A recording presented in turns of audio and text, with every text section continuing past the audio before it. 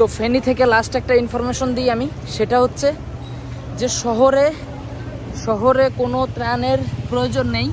যদি কেউ ত্রাণ আনেন তো ত্রাণ আনার আগে আপনারা বোর্ড আনেন, নৌকা আনেন, তারপরে আপনারা ত্রাণ নিয়ে আসেন। না হলে শহর অঞ্চলে ত্রাণ নিয়ে আসার মতো অনেক মানুষ আছে, কিন্তু গ্রামের দিকে নিয়ে যাওয়ার মতো তেমন কোনো মানুষ নাই।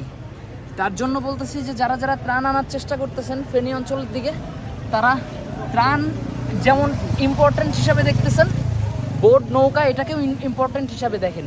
আপনারা যদি আপনাদের বাজেট যদি 1 লক্ষ টাকা থাকে, আপনারা অর্ধেক টাকার খাবার নিয়ে আসেন, অর্ধেক টাকার খরচ করে হলেও বোট নিয়ে আসেন, নৌকা নিয়ে আসেন। নয়তোবা এখানে আসার পরের যে অবস্থা আপনারা দেখবেন, গলাপানিতে নামছি, গলাপানিতে নেমেও মনে করেন যে আমরা গ্রামের কাছাকাছি যাইতে পারি নাই। তো গ্রামের কাছাকাছি যাইতে হলে বোট বা নৌকা লাগবে। নয়তোবা আপনারা যারা খালি হাতে এসে গ্রামের কাছাকাছি যাওয়ার চিন্তা ভাবনা করতেছেন বা করবেন, তারাই অসুস্থ হয়ে যাবেন। তো লাস্ট একটা ইনফরমেশন ছিল এটাই, আপনারা বোট এবং ট্রলার ব্যবস্থা করে ত্রাণ নিয়ে আসেন, ফেনীর গ্রাম অঞ্চলের দিকে চলে যান, শহরের দিকে না।